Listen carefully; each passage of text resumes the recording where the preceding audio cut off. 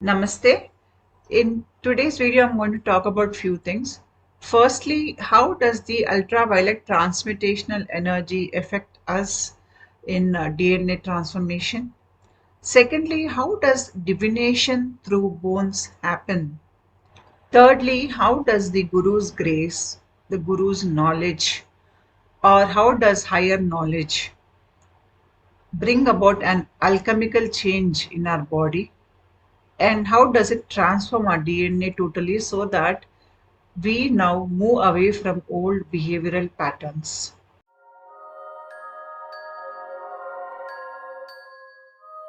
Firstly, I'm not a doctor. In case you have any mental or physical ailments, please take medical assistance. The things that I'm going to talk about today, these come from my experiences, my visions, my spiritual awakening process, the various stages of transformation, how I understood the inner alchemy, the downloads I received from the universe, the higher knowledge, the guidance that I received from my Guru's ashram, all put together. I am talking about this subject solely from my experience and how I saw it unfolding in my body. The motivation to make this video, it comes from a dream. I was once walking in an astral plane. A little far away, I saw an old lady. She was a guru. She was sitting in front of a fire. She was adorned in a white sari. She had grey, open hair, and she beckoned. She asked me to come to her. I sat in front of her. She then placed her right thumb onto my third eye region here and she pressed here gently. She chanted something. After that, she took out a huge big piece of bone, something like that is here in the picture here. She placed that bone on top of my head like this and she chanted something more.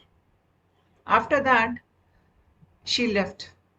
Next day morning, when I woke up, I realized that I received some kind of Shaktipat from a guru of other dimension.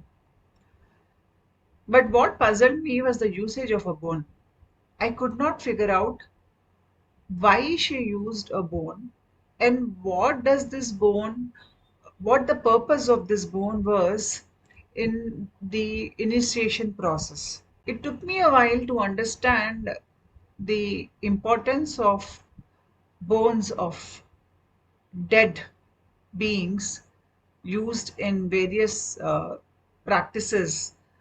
These practices were prevalent in earlier civilizations. They are still present in today's civilizations. The information that I'm talking about in today's video, it is a result of trying to understand this phenomena of using bones for divination or for initiation. Many compare a spiritual evolution process to the life cycle of a butterfly, from the egg to the larva to the pupa and then an adult flying butterfly. In a way, butterfly signifies our freedom from suffering, where we have learned our lessons, where we are now free to fly, and now we are more beautiful because of all that suffering we underwent. We have structures within our body which resemble the butterfly. In fact, you will find that there are many spiritual awakening signs or images. These feel like they are from parts of your body. For example, the butterfly, if you look at the thyroid gland is here in this region. Okay, the first picture is the frontal view, the thyroid, and the second picture is the back view, that is from behind. On the back side, you will see four yellow small dot-like structures. I've placed a green arrow there. These structures are the parathyroid structures. The first picture here, you can see the thyroid gland, and the 4 yellow dots which you see on it are the parathyroid glands, but these are not present on the front side. They are on the back side of the thyroid gland. The second picture, you can see a butterfly on a lady's neck. So this thyroid along with the parathyroid gland, it looks like the butterfly image which I just showed you. And there is a connection between a butterfly and these glands. We are aware that our spirit guides, our gurus, they are connecting with us when we have a spiritual evolution process. And I even spoke about the different levels of initiation we will receive in a spiritual awakening process. I made a video on this, the 7 stages in a top-down awakening process. In case you have not watched that video, I'll post a link to that video in the description box below. Please watch it. There I spoke about the first level of initiation, where our gurus are trying to connect with us. They want to transform us spiritually. We receive the first level of initiation at the level of the throat chakra, the Vishuddhi chakra. And why the Vishuddhi chakra? The reason for that is Vishuddhi chakra is a chakra in our body which is the Akasha element. We have 5 elements. Akasha is something like space, ether or space. So the lower 4 elements, they have come out of this Akasha. That is the air, the fire, the water and the earth element. These 4 elements, they have come out from the Akasha. So when this here is changing, it is affecting the lower 4 chakras. The lower 4 chakras are processing and they too are changing along with this. And moreover, Vishuddhi chakra is the chakra where we are learning our life lessons. It is the center of creativity. It is the subtlest aspect of our physical presence. Akasha is the organizing principle that is there in our life. When the Vishuddhi chakra is working perfectly, we have a well organized life. That is, we don't have much turmoils or we don't have drama happening in it. We are free of all that. Or rather, we are moving towards that place where we will be free of all these things. That is, once you heal your Vishuddhi chakra, life will be more organized. And at this level, we are coming out of karmic bondages. So this is where the gurus, they connect with you and their lessons, it comes to you through the Vishuddhi chakra. How we receive initiations from our guru and our ashrams, and how these initiations help us to evolve. Initially, the first level of initiation is received at the throat level. This has an effect on your Vishuddhi chakra. And this is where you have the thyroid or the parathyroid glands. So they get activated and they play a major role in your transformation process. The Vishuddhi chakra, it plays a major role as a gateway for higher knowledge or higher initiations to enter your body. A spiritual evolutionary process is not a mental activity. The process, it'll change you to the core. That is, whatever initiations that you receive from your ashram or from your guru, they create an alchemical change in the body. And this alchemical change will transform you. It'll heal you deep within. Apart from this will even change your DNA. That is, your DNA will reflect the changes that the spiritual alchemical process has brought about in your body. And that is why when we are undergoing these processes, we will see images of DNA changing in our third eye. The spiritual process has to be anchored in your body. Otherwise, any change that comes because of spiritual evolution cannot be a permanent change. It can only be a permanent change when it brings about a total transformation within our body.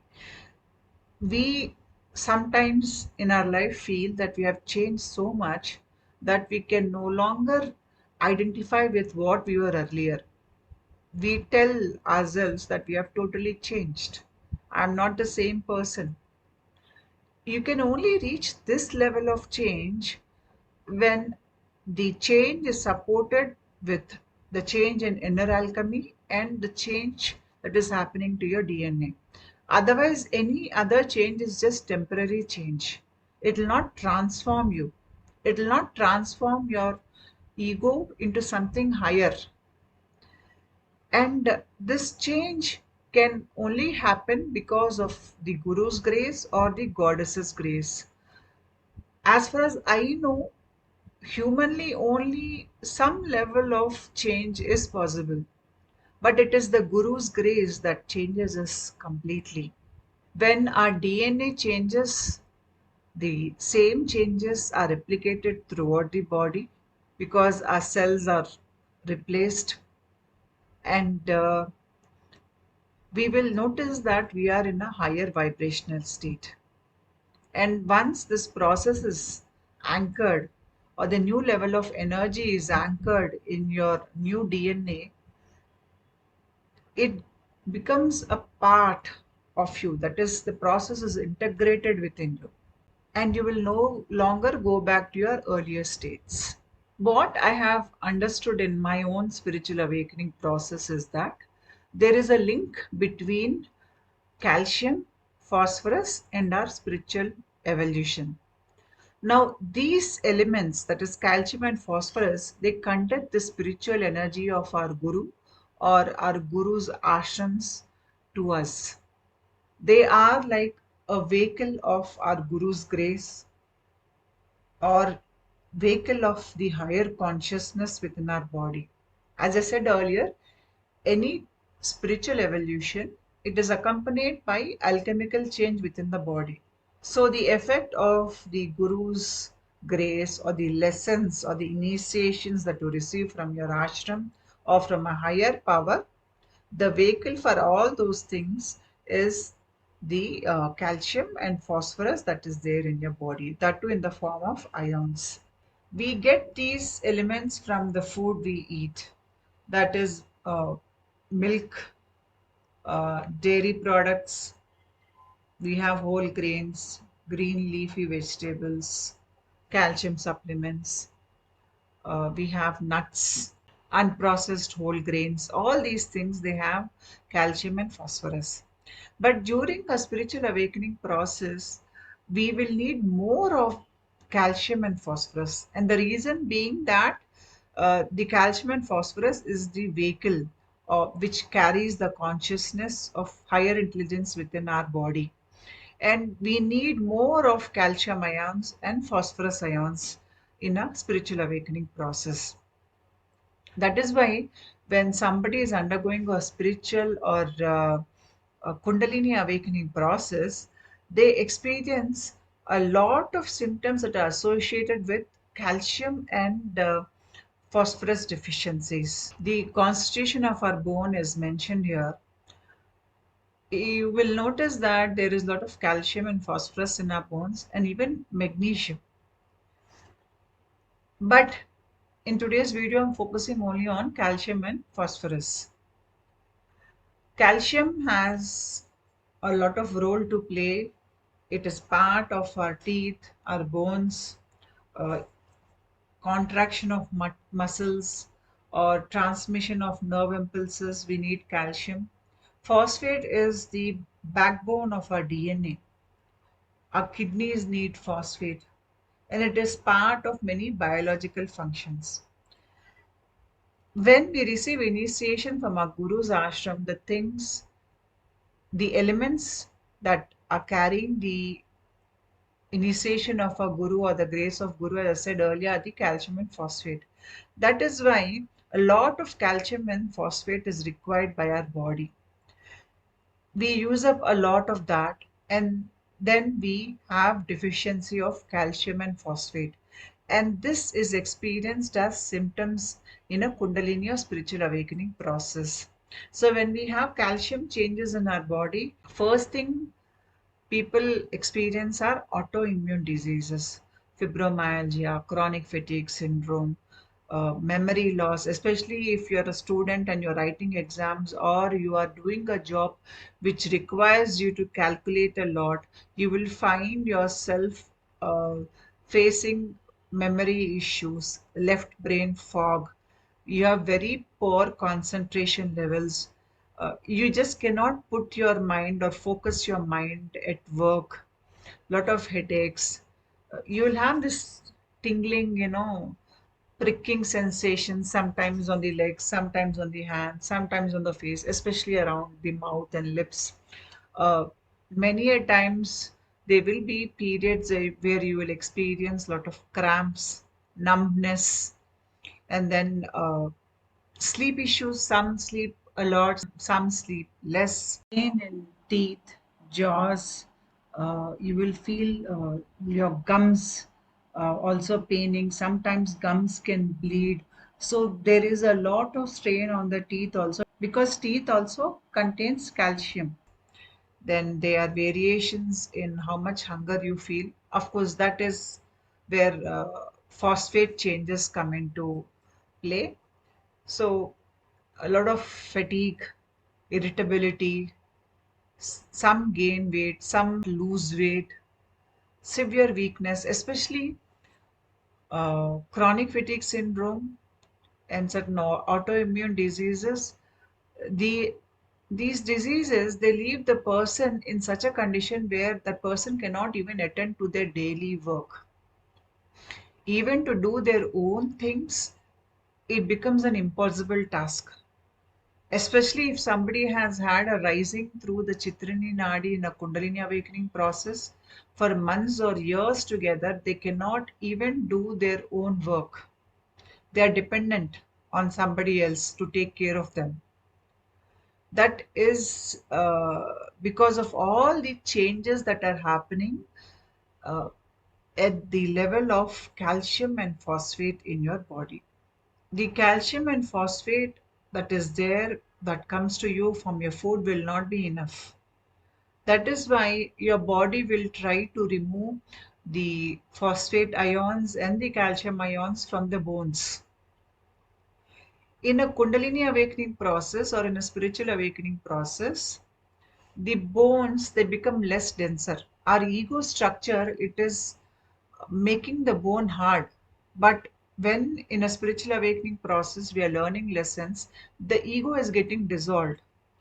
As the ego is getting dissolved, you will notice that your bones not as strong or as firm as they were before your spiritual evolution process. The reason being, the ego structures in the bone are also being dissolved,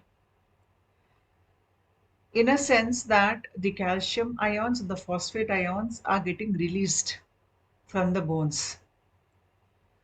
And these phosphate and calcium ions are the carriers of a transformational consciousness or the guru's consciousness in your body.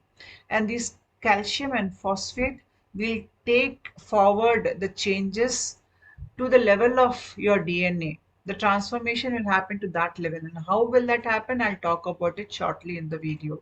The main things that play a role in the calcium and phosphorus metabolism is, first thing is vitamin D. Vitamin D, this comes from the sunlight. The sunlight has the ultraviolet radiation. Ultraviolet radiation is generally harmful for the skin, and we are asked to avoid it. But there is this wavelength of ultraviolet B radiation, which can help in generation of calcium in our body. And ultraviolet B radiation in certain situations can help to transmute our DNA also. That is why early morning sunlight and even evening sunlight is good for us, because it contains ultraviolet B radiation. And doing yoga or Surya Namaskaras in this sunlight is very beneficial to the bones. It is It will make our bones stronger. The sunlight, when it falls on the skin, vitamin D3 is produced, and that has an effect on the liver.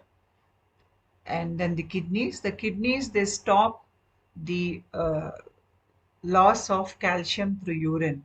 And then further, the kidneys will play a role in removing the calcium ions from the bones. Here, the second method is the parathyroid glands. They too help the body to remove calcium from the bones.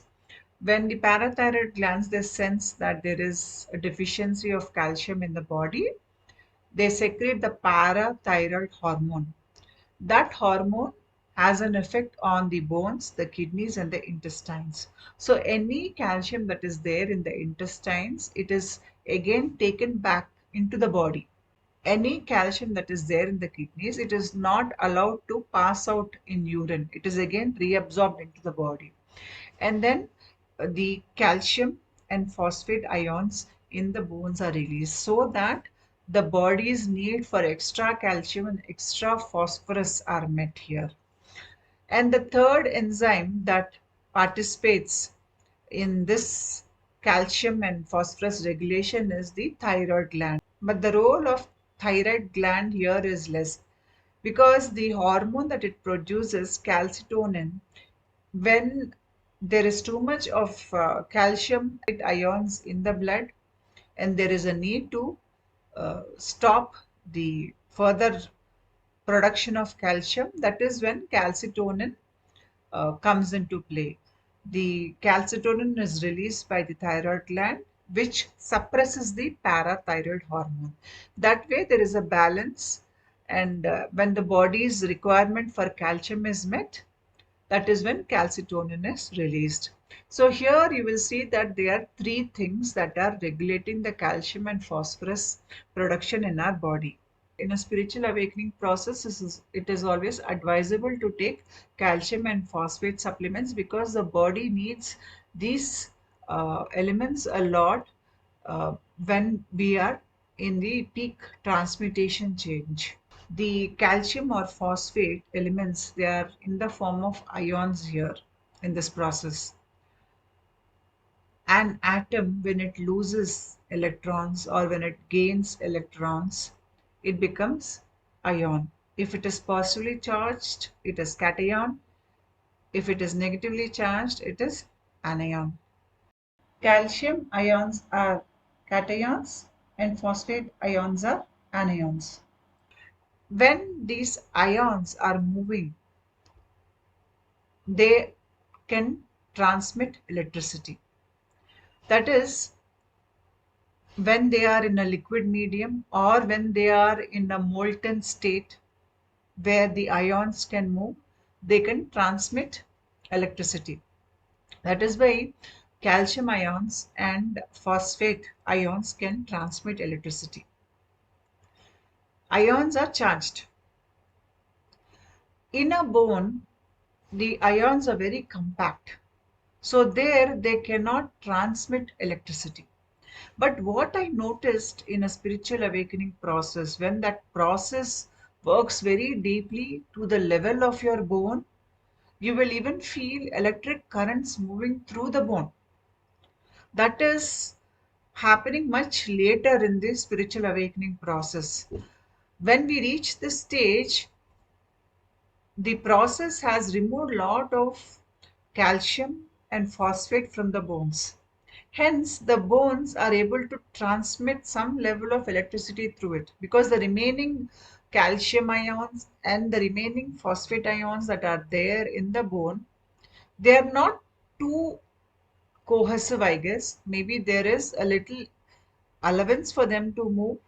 Maybe for that reason, I need to still look into this much deeper to understand this. But at the surface level, my understanding here is that the bones are able to transmit the electrical energy through it because I feel the bones in my body, they're getting a little electrified.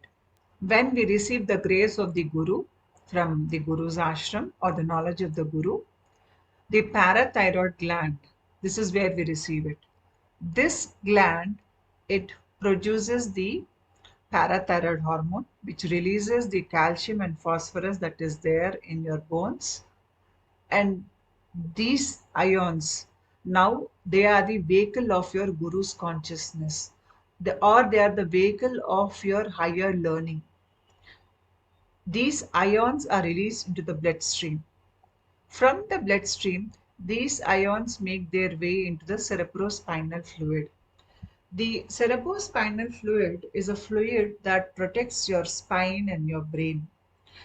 The first picture, you can see the blue area around the spine and the blue area in and around the brain. That is the cerebrospinal fluid. This is something like seawater. And this is produced at the choroid plexus inside the head. The cerebrospinal fluid is made from the plasma of our blood. The plasma is nothing but when you take the blood and you remove the white blood cells from it, the red blood cells from it, and even the platelets from it, what remains is a straw colored liquid that is called the blood plasma. This blood plasma, it gets transformed into the cerebrospinal fluid. And the cerebrospinal fluid, it has many functions, but most importantly, it protects your spine, your brain from shocks. And that is when we fall down or when we move, the brain has to be cushioned, the spine has to be cushioned. And the cerebrospinal fluid does that. It removes the waste products, it supplies the spine, the brain with the minerals and vitamins that are required, and so on and so forth. So the cerebrospinal fluid, if you look at how it is linked to our spiritual evolution process, I spoke about the many sheaths that we have. The Annamaya sheath, that is the physical sheath. Your physical body is the Annamaya sheath. Then comes the Pranamaya sheath. The Pranamaya sheath is your pranic sheath. This is where you have the Kundalini, the chakras, all those energetic movements, they're happening at this level. Next comes the Manomaya Kosha. Manomaya Kosha is your mind, emotions, thoughts. Next, Vijnanamaya Kosha, which is your intellectual sheath, your higher understanding, higher wisdom. Next comes the Anandamaya Kosha. Anandamaya means happiness or bliss. This is your bliss sheath, or this is your causal body. When I say causal body, it simply means that this is the cause of your many lifetimes. So all the karmic baggage of many lifetimes is present at the causal level. And this is the level where you feel bliss or happiness in a spiritual awakening process. So your cerebrospinal fluid is linked to the Anandamaya Kosha. And that is why when the ionic content of your cerebrospinal fluid reaches a very high level, it is not just calcium and phosphate ions. There are many different ions. So all those ions which are there in your cerebrospinal fluid, due to the spiritual awakening process, the cerebrospinal fluid, it gets electrified. You can feel it like minty electrical, something dripping or moving through your body. And sometimes this can be associated with waves of bliss, waves of happiness, peace, joy. That is the cerebrospinal fluid, which is very charged because of your spiritual awakening process. The more we are charged, the more higher level of consciousness we are able to carry within us. So this generally happens at the peak level of the spiritual awakening processes.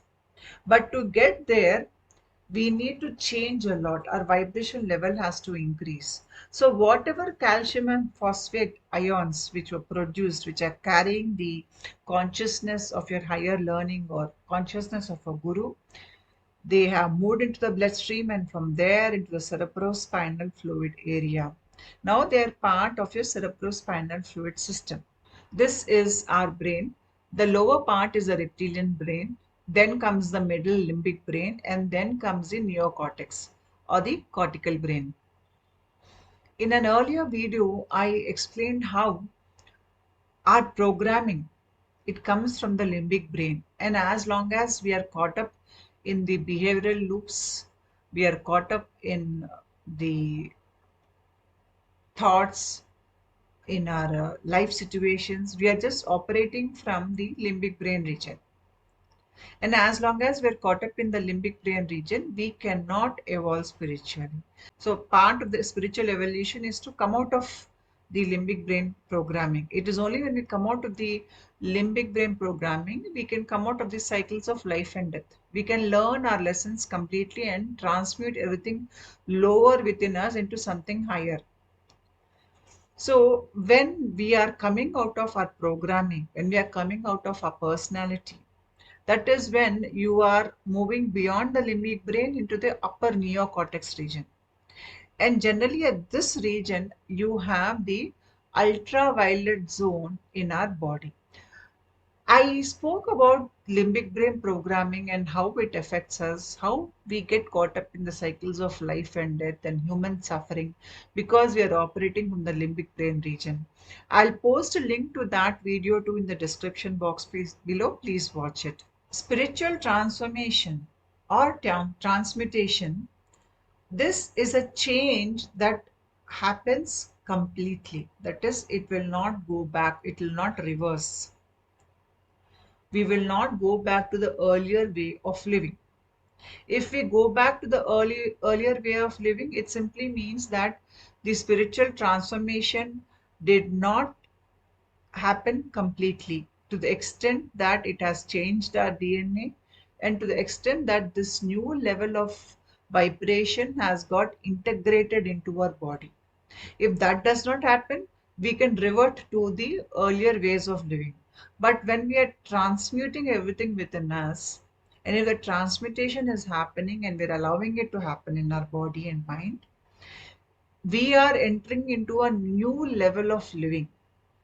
So everything old is removed from our life situation. It is removed from our psychic material. Everything goes away. We are like a clean slate. Now we are living from a new level of awareness or a new level of consciousness. And this can only happen when the change happens to the level of our DNA and when this new DNA gets integrated into our body and it changes our body. And now this new DNA is ruling our body. This is the DNA structure. The DNA is made out of phosphate and glucose molecule as the backbone. The DNA is tightly wound, so it is difficult to open the DNA. And there are four chemical bases that work in the DNA. That is the adenine, thymine, guanine, and cytosine. This is the electromagnetic spectrum, the light ray. So when you look at the light spectrum and where we are when compared to this light spectrum in our chakras, you will notice that we exist in the visible light spectrum region. This is where you have the seven colors. And these seven colors are there in our chakras. So we are expressing this aspect of the electromagnetic spectrum, or our dimension is existing at this level in the electromagnetic field. I made a video on this also earlier, so I'll post a link to this video also in the description box below. Please watch it for better understanding. Now we are all are aware that the purple color is part of our Agya chakra, that is this region, the third eye region. And just above the Agya chakra region, you have the ultraviolet zone.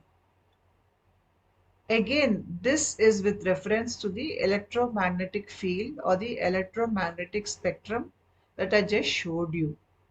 So the ultraviolet zone is where you come out of your limbic brain programming and you're able to move into the cortical brain. When you move into the cortical brain and when your energy is working at the level of the cortical brain, you have come out of all your old programming. So you move through this ultraviolet zone here when you're coming out of your old programming and you're moving into the zone of silence which is there in the cortical brain. Beyond the ultraviolet, you have the void. So you will experience void states here. Now, the ultraviolet zone is where the transmutation of our DNA also happens. The transmutation of our DNA will help us to change us to the core. And when we change totally, we will not go back to the earlier way of being. In a Kundalini awakening process, when the energy is moving through the spine, when the energy moves up the body and moves beyond this area, it will totally change you. But when you're undergoing a top-down descent of grace, that is, the grace is coming on to you, and this grace, after it works through your body, it goes down and again turns upwards and comes out of your body like this, the electromagnetic field. If this is the kind of awakening you are undergoing, then this energy will descend upon you many times. This energy is coming from your Guru's ashram. It is like an initiation. So when this energy is moving into your body, it is making the necessary changes, and when it is turning upwards, it is coming up and moving out, it is changing you. So in a top-down awakening process, the same transmutation of the lower ego into a new level of being, this is happening in phases. It is not happening in one go. So every time the energy is descending, it is moving to the body, it is working at the level of the limbic brain region, and then the energy pushes up into the cortical brain. In this process, it comes into contact with the ultraviolet zone. So here the ultraviolet rays, they play a role in transmuting your lower energy into something higher. But this will happen in many phases and not in one go. And the more the energy is descending upon you, the more this energy is working through you, the more it will change you. That is the difference between a Kundalini awakening and a top-down awakening. The DNA is affected by the ultraviolet rays. Normally, DNA is not visible to the naked eye, but when the DNA, it is mixed with a dye called the ethidium bromide, this will turn, or it will color the DNA into orange color, and when seen under ultraviolet rays, the DNA becomes visible. So the DNA is affected by the ultraviolet rays. The effect that the ultraviolet rays has over DNA is that it can unlock the DNA chain in certain conditions when it is exposed to the ultraviolet B wavelength radiation, that is around 267 frequency wavelength or so. Here, under certain situations, the DNA chain which is there, which is difficult to open, it opens up in the presence of this light. So the UV light, it triggers the unpacking of DNA, and because of that, it is easy to add new information, or it is easy to add new DNA to the existing DNA. The calcium and phosphate ions which are there in the cerebrospinal fluid, they at the level of the ultraviolet zone in the brain, that is at this ultraviolet zone where the DNA chain gets opened up under the influence of the ultraviolet rays.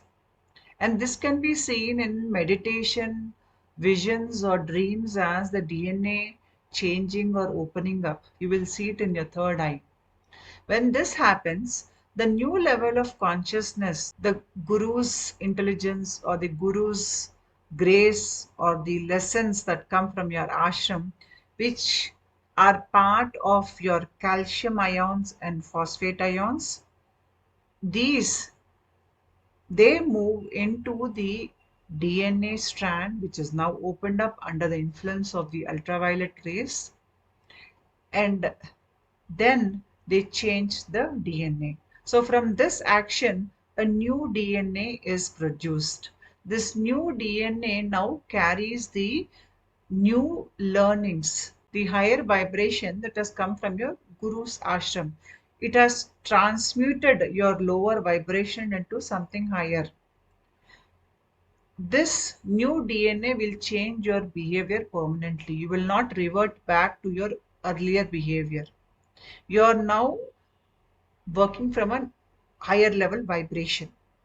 And once this new DNA is formed in your body, this DNA replicates.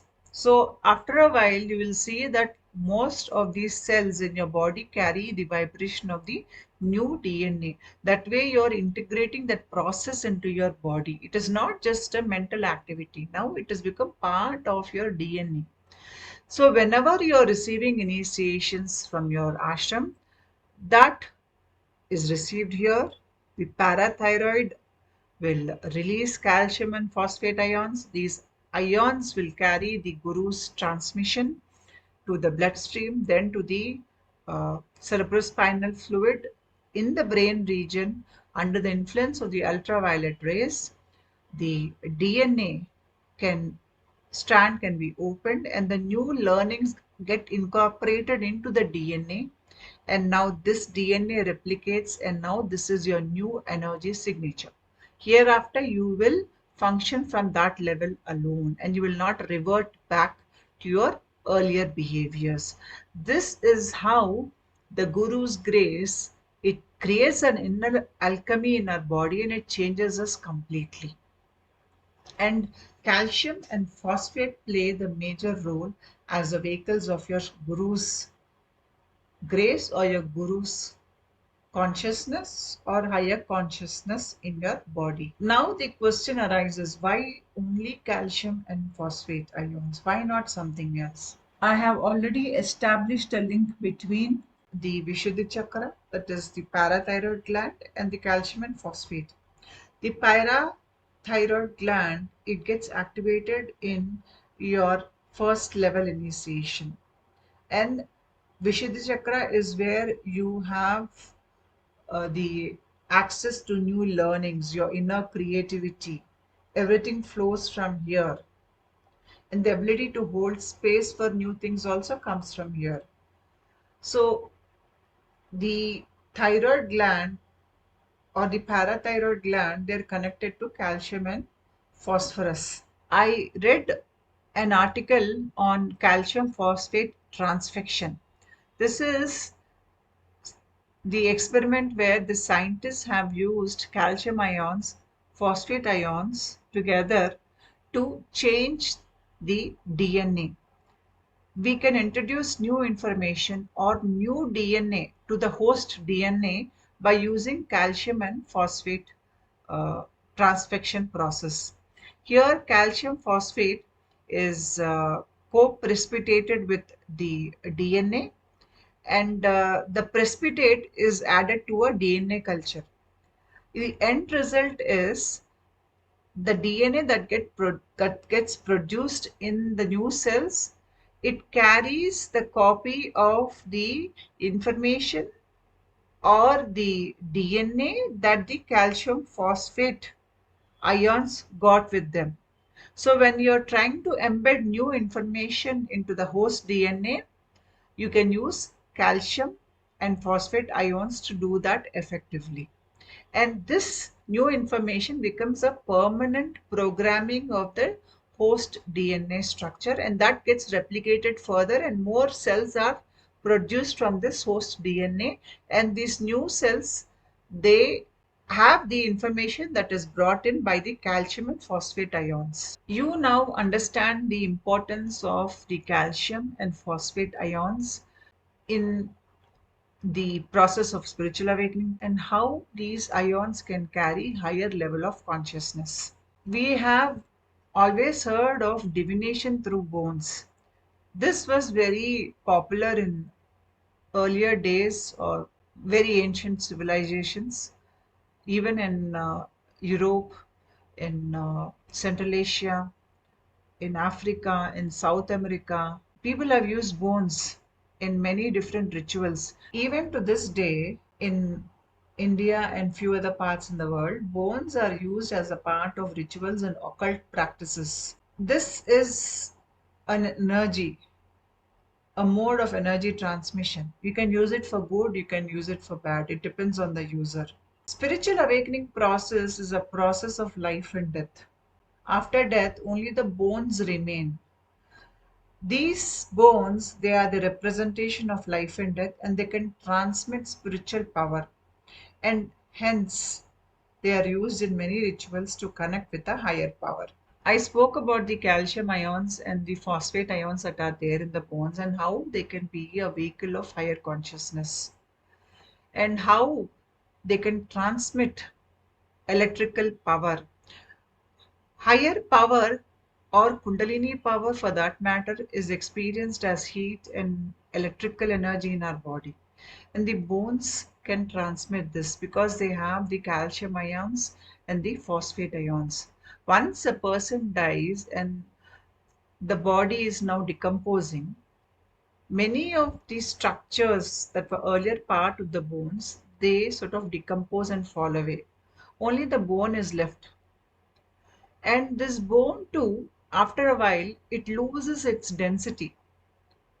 Because it has lost its density, I guess the ions that are there in it now, they are capable of holding some level of energy and transmitting some level of power through them.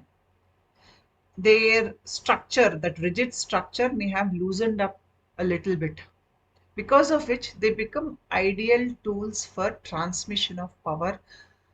We can access higher power through usage of bones, or we can receive energy from an higher power by transmission through bones. That is why you will see bones being used to this day in many rituals.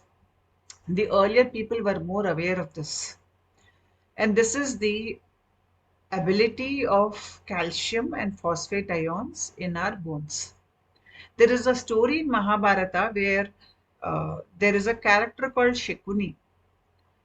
This person, he had a pair of dice, and these dice were made from his father's bones after he passed away. Shekuni would use these dice and he could communicate to these dice. When Shekuni wanted a particular type of numerical combination, when he threw the dice would get that message and it would exactly show that numerical combination.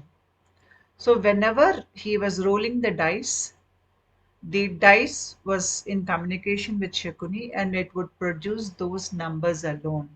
Through this story, we can understand that bones can transmit energy. They can receive and transmit energy. We should only know how to use them.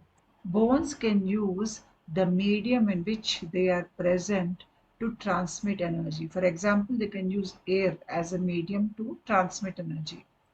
And these are very much used in occult practices and even certain rituals to this day.